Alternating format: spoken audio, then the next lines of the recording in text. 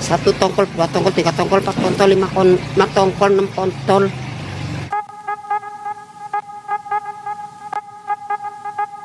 Halo CSCSku, berjumpa kembali dengan manusia Madasudi Easy Film. Baiklah, berikut ini gua akan meringkas kisah hidup seorang vokalis bernama Emily Armstrong.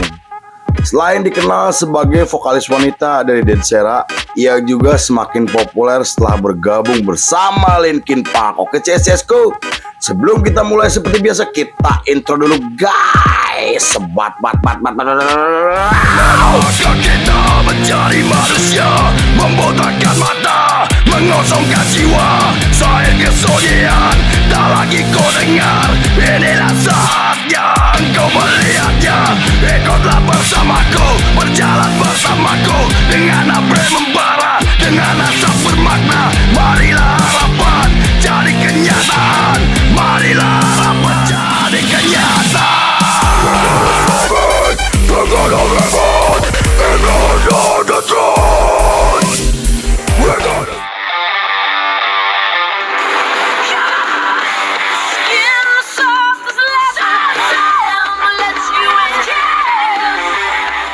Scene dibuka oleh seorang perempuan bernama Emily Marsha Armstrong atau yang lebih dikenal sebagai Emily Armstrong. Ia lahir pada 6 Mei 1986 di Los Angeles, Amerika, dan dibesarkan oleh keluarga yang taat terhadap agama.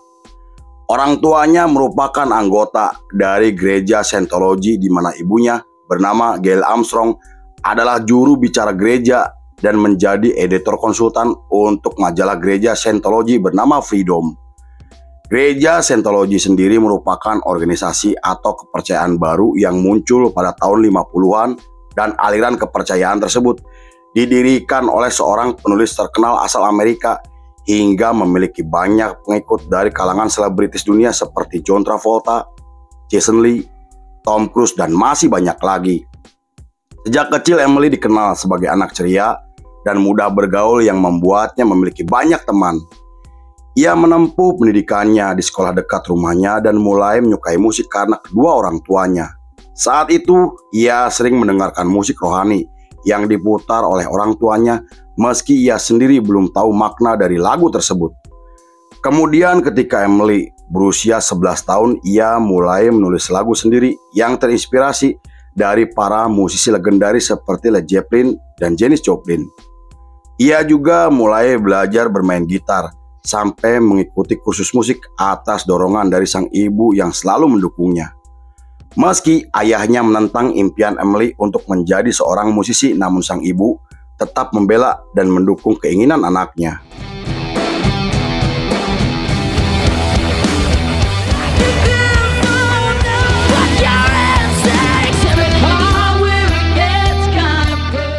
Pada tahun 2001, Emily memulai karirnya sebagai penyanyi ketika berusia 15 tahun.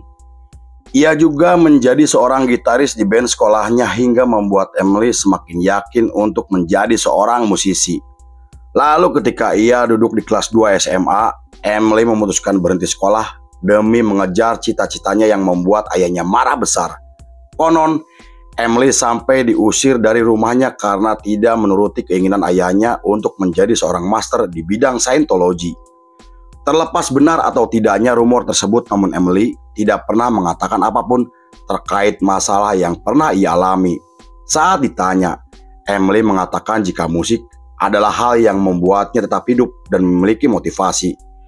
Ia ingin membentuk band sendiri agar lagu ciptaannya bisa didengar oleh banyak orang dari berbagai kalangan. Pada tahun 2002, Emily bertemu dengan seorang gitaris bernama Susie Medley setelah dikenalkan oleh teman masa kecilnya.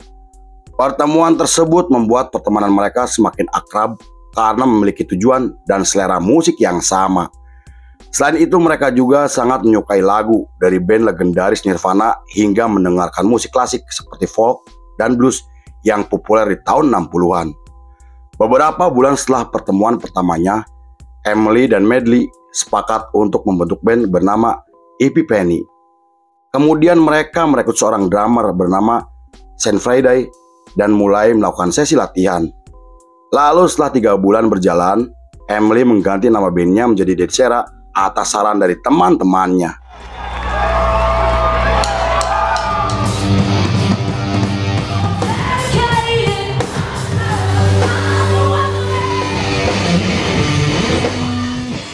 Sebagai seorang penulis lagu, Emily sering mengangkat masalah penyakit mental dan depresi yang dialami oleh anak muda di Amerika. Ia juga selalu menambahkan unsur folk dan rock alternatif hingga menghasilkan musik yang kemudian menjadi identitas untuk band dari Dead Sera. Para jurnalis sampai menyebut jika Emily sebagai musisi muda yang luar biasa karena memiliki banyak kesamaan dengan Iggy Pop dan Janis Joplin. Tetapi Emily menolak klaim tersebut karena ia belum pantas disandingkan dengan dua musisi hebat yang telah diakui oleh dunia. 3 tahun kemudian, tepatnya di tahun 2005, Dead Sera menggelar pertunjukan resmi pertamanya di klub malam dengan formasi Emily pada vokal dan bass, Susie Medley pada gitar, dan Saint Friday pada drum. Penampilan mereka yang mengesankan membuat nama Dead Sera mulai dikenal oleh banyak orang. Selain itu, Emily juga berhasil menarik perhatian para penonton karena memiliki karakter suara yang sangat kuat, hingga seorang jurnalis bernama Grace menggambarkan jika Emily sebagai penyanyi muda yang memiliki bakat luar biasa dan sangat dikagumi karena memiliki karakter yang tidak dimiliki oleh musisi lainnya.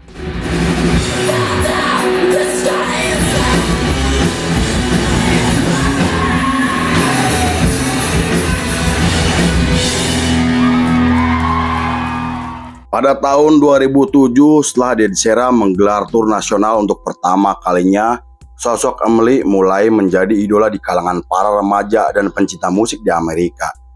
Para penggemar laki-laki menyebut jika Emily sebagai ratu, sedangkan kaum perempuan menganggapnya sebagai wanita yang kuat dan pantang menyerah. Di sisi lain, perjalanan karir Emily tidak semulus yang kita bayangkan karena saat itu ia harus bekerja keras dan berjuang mati-matian demi bisa menginjakkan kakinya di industri musik Amerika. Tak hanya itu, ia juga sempat diremehkan karena usianya hingga demo ciptaannya ditolak berkali-kali oleh banyak label besar di Amerika. Meski begitu, Emily tidak pernah menunjukkan kesedihannya dan terus memotivasi dirinya karena ia percaya jika kesuksesan bisa ia dapatkan dengan kerja keras dan terus berusaha. Pada tahun 2010, Emily ditemui oleh seorang musisi wanita bernama Courtney Love. Selain dikenal sebagai personil dari band rock bernama Hole, Courtney Love juga merupakan istri dari mendiang Kurt Cobain, personil dari band legendaris bernama Nirvana. Dalam pertemuan tersebut, Courtney mengajak Emily untuk tampil bersama bandnya sebagai backing vokal dan memintanya untuk bernyanyi di dalam lagu terbarunya, di mana lagu tersebut kemudian muncul di album terakhir Hole dengan judul yang sama. Meski sempat ragu, namun Emily menerima ajakan tersebut karena tidak ingin mengecewakan Courtney Love yang telah menjadi idolanya.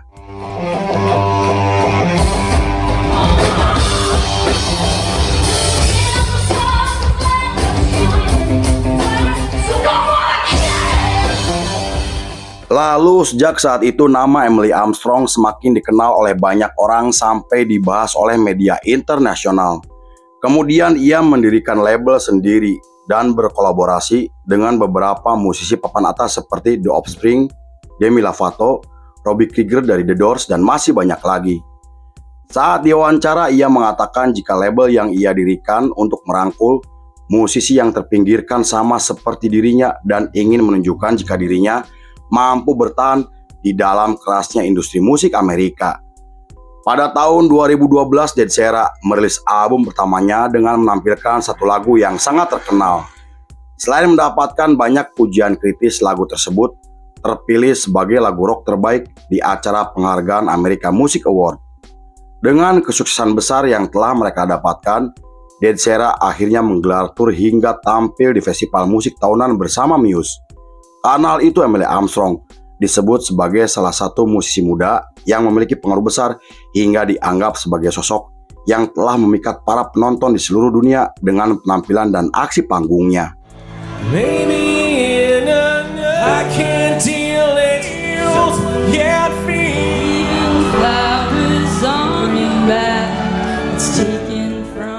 Pada tahun 2013 muncul foto yang menggemparkan ketika Emily terlihat menghadiri acara ulang tahun gereja Scientology yang dikenal karena kontroversinya. Para pengurus gereja juga sampai menyebut jika Emily sebagai salah satu selebritis yang telah menjadi anggota resmi di organisasi tersebut.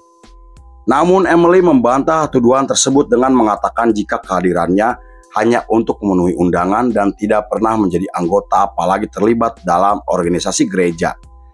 Terlepas dari tuduhan yang cukup kontroversi, namun Emily tetap melanjutkan karirnya sebagai pentolan dari Dead Sera dan terus konsisten untuk membuat lagu hingga merilis album keduanya pada tahun 2015.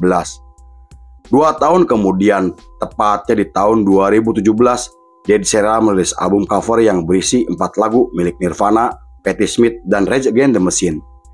Meski sempat diprotes karena tidak memiliki izin, namun masalah tersebut telah diselesaikan secara baik-baik dengan membayar royalti. Di periode tersebut, Dead Sera telah menjadi band yang memiliki banyak penggemar di seluruh dunia, dan setelah merilis EP album di tahun 2018, mereka menggelar tur Eropa yang sempat tertunda selama bertahun-tahun. Selain itu juga mereka berencana akan menggelar tur dunia yang disambut baik oleh para penggemar militannya.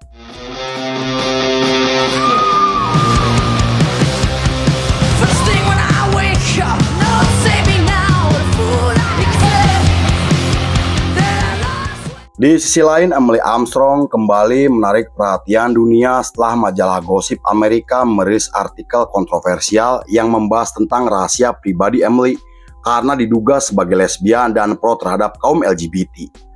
Hal itu karena menurut beberapa sumber jika Emily sempat menjalin hubungan dengan seorang model wanita bernama Kate Harrison.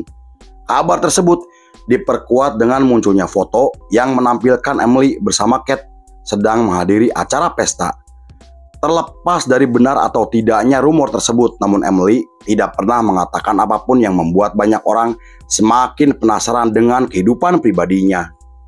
Pada tahun 2020, Emily kembali membuat kontroversi karena secara terbuka mendukung Danny Masterson sampai hadir di dalam persidangannya.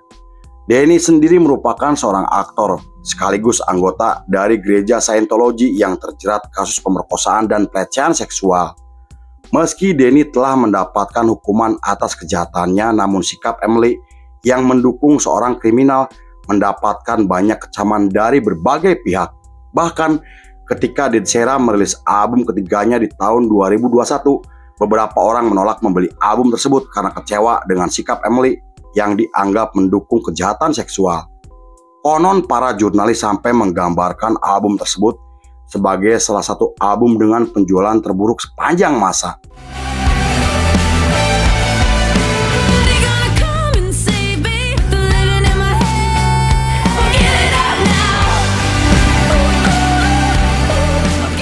Pada tahun 2024 muncul rumor yang mengatakan jika Linkin Park akan bersatu kembali setelah vakum selama 7 tahun. Beberapa media sampai menyebut jika mantan vokalis dari Sum 41 digadang-gadang akan menjadi vokalis Linkin Park untuk menggantikan Chester yang telah meninggal dunia. Tetapi pada 5 September masih di tahun yang sama, Linkin Park mengumumkan jika Emily Armstrong resmi bergabung sebagai vokalis, dan kabar tersebut sontak mengejutkan banyak orang hingga menimbulkan pro kontra di kalangan pencinta musik keras.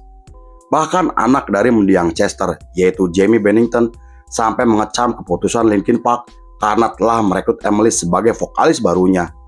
Hal itu bukan tanpa alasan karena Emily diduga terlibat dalam organisasi gereja Scientology yang dikenal sebagai sekte kontroversial, dan tuduhan tersebut diperkuat setelah munculnya 2 mantan anggota organisasi yang menyebut jika Emily sebagai Scientologist garis keras. Tak hanya itu, mereka berdua juga membeberkan pada publik jika Emily merupakan anak dari salah satu petinggi gereja tersebut.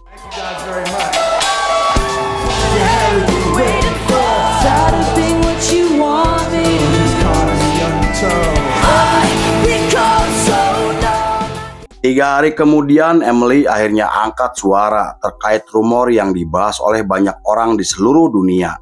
Dalam postingannya, Emily mengatakan jika ia sangat menyesal pernah mendukung Danny yang terlibat kasus pelecehan seksual dan pemerkosaan, hingga mengatakan jika dirinya tidak pernah terlibat dalam organisasi gereja. Terlepas dari kontroversi yang mengelilingi Emily, namun Linkin Park memutuskan untuk tetap berjalan dengan formasi barunya dan merilis lagu terbarunya. Bahkan Mike Shinoda mengumumkan jika Linkin Park akan segera merilis album baru berjudul From Zero dan berencana akan menggelar tur ke beberapa negara untuk mempromosikan album terbarunya. Lalu film pun selesai. With precision, just like you always do. Going around like a reef, I keep on lying. You cut me open just to